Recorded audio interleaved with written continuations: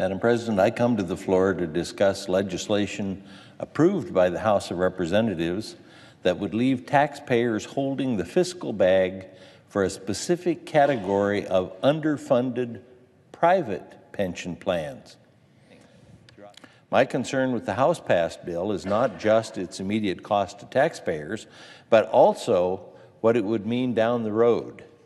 The bill would send the signal to private pension plans that regardless of how underfunded they are or how risky their investments, the taxpayer will be there to bail them out.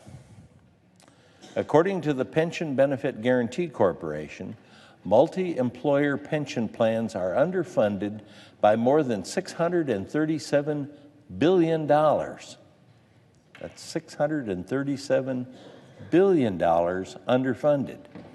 Now, out of the 1,247 multi-employer pension plans, that's how many there are, 1,247 multi-employer pension plans that we have information on, 1,235 are underfunded. Now, the official Congressional Budget Office cost estimate of the bill says it would increase deficits by $49 billion over the next 10 years.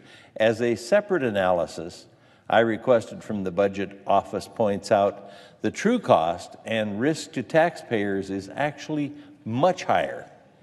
When you consider the total amount of new spending the bill authorizes over the next several decades, along with the added interest costs we will have to pay, the total cost would be more than $100 billion. And to add insult to injury, the House would not resolve the larger multi-employer pension crisis. The bill would only apply to those that are currently insolvent or critical and declining. It would not address the many other plans that are treading water now, but will face insolvency in the future. And you can bet that if this bill goes through, those plans will be expecting their bailout when the time comes. What a precedent! All of this is setting up for additional bailouts in the future, potentially putting taxpayers on the hook for hundreds of billions of dollars. Now, only about 12% of the private sector workers participate in a pension plan. An even smaller number participate in these multi-employer plans. This bill would put the vast majority of workers who don't have their own pension plans on the hook for bailing out the small percentage who do. That hardly seems fair.